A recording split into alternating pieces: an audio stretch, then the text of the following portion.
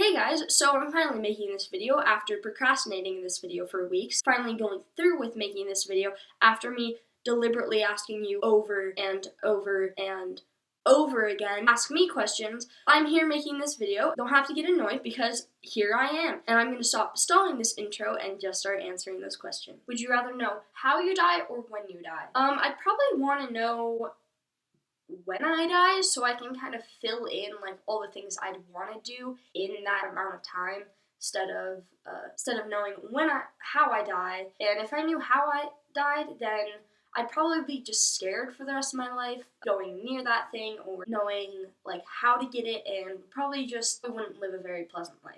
Would you rather scream all day or whisper all day to communicate? I'd probably want to whisper because yelling, people would think you're mad all the time, and it just would be really disruptive when if you whispered, then people wouldn't get as upset and you wouldn't strain your voice. What's the longest time you've been away from home? I think the longest amount of time I've been away from home is about 2 weeks, and that's usually when I went to Europe or I went to Africa. And I've been to Europe 3 times, and I only went to Africa once. And that seems like a lot, and being away for 2 weeks kind of seems like a lot and doesn't seem like a whole lot depending on what you're doing and where you're going. Oh, it seems like, oh, I really want to stay there for a long time because it's a trip. Honestly, if you're away from home for at least 2 weeks, it gets really miserable. Last summer, I went on 2 trips. I went to Europe, and we went to 5 different places, and I also went to Africa. And when I went to those trips, they both were 2 weeks. The first 3 days of just being somewhere, it already felt like 2 weeks because you don't really have good connection there, and it just kind of gets miserable because you're away from home, and you know that it's such a long flight back as well and there, and it just really sucks. But even though it is a privilege for me to travel, it just kind of is miserable. But yeah, I'd have to say I've been gone for about 2 weeks. Your favorite animal and what's your favorite color? My favorite animal, I actually have 2. One's a snow leopard and a clouder leopard. They're both really cool. You can look them up if you want. And my favorite color is actually the color of my room. You can't really see it, but it's like a really light purple, kind of like lavender, but it's not like dark purple. I really don't like dark purple. I like really light purples, so that's my favorite color. Add plus for my Minecraft followers plus.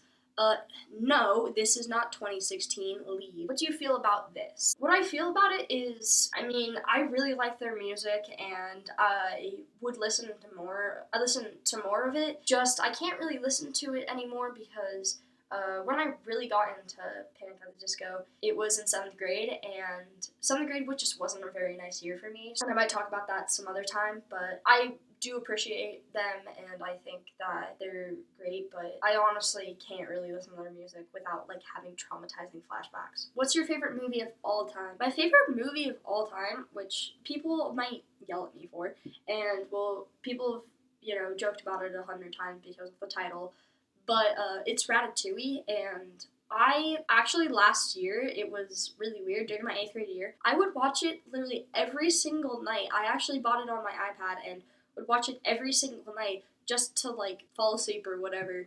But I love that movie, and I think Pixar did a great job, especially for the time that they made it in.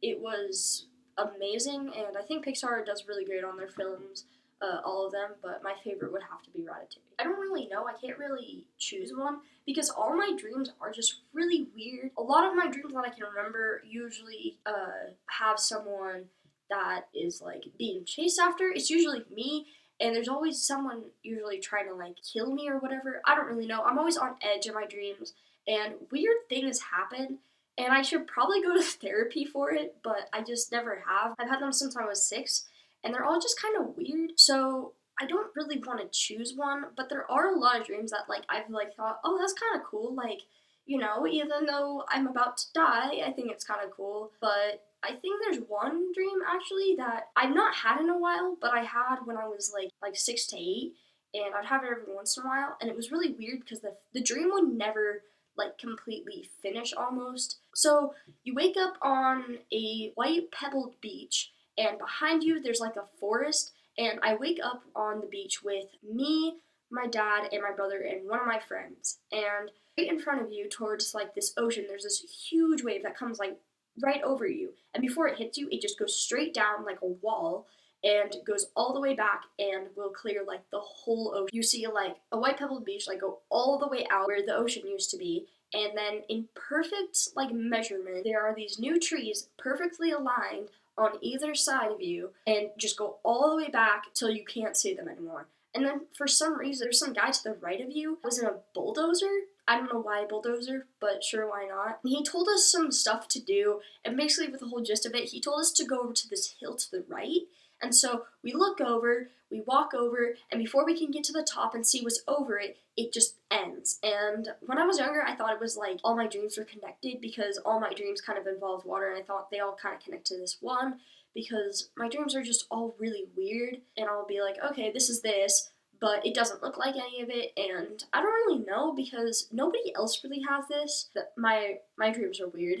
Are there any kids shows or movies that would scare you? There are a few. I can't really remember any like off the top of my head, but probably the Teletubbies. Even though I thought like I kind of liked some of them, when I get older, they're kind of scary now. Like, why in the world would I like that? I think the only thing that I liked about it was the vacuum. The vacuum was, like, lit. I don't really know how you would categorize this, but just in movies in general, I hate Willy Wonka. Like, if anybody ever mentions it or, like, watches it, I'm just like, how are you doing that? Because it is, like, I've always been scared of it. It's like, I don't know why, but it just isn't okay. Like, people die in the original movie. I think it's the original, but it's just the weirdest thing. I don't know why, but I just really don't like it. What is something that's really popular now that people will look back on in about 5 years and will be embarrassed by? I don't really know because, I mean, it's the beginning of 2018. Nobody's really developed anything that, like, people are really into right now. I mean, a lot of the stuff that's been created in the past like 3 years really die in about a year. Like the dab is kind of still a thing, but people are really ashamed of it. The whip, that's pretty cool, but a lot of people don't use it anymore. Tide Pods, that was just stupid from the beginning. And a lot of stuff is just really bad. So I don't really know. I think how embarrassed we are by like people eating Tide Pods and how they've had to like seal them encased and like all that in some places. I think people are as embarrassed by that now. We will probably be just as embarrassed in 5 years as like dabbing and all that. And let's hope in 5 years everybody has stopped dabbing because so many people still dab. I mean, like, seriously, pineapple on pizza? Hold on.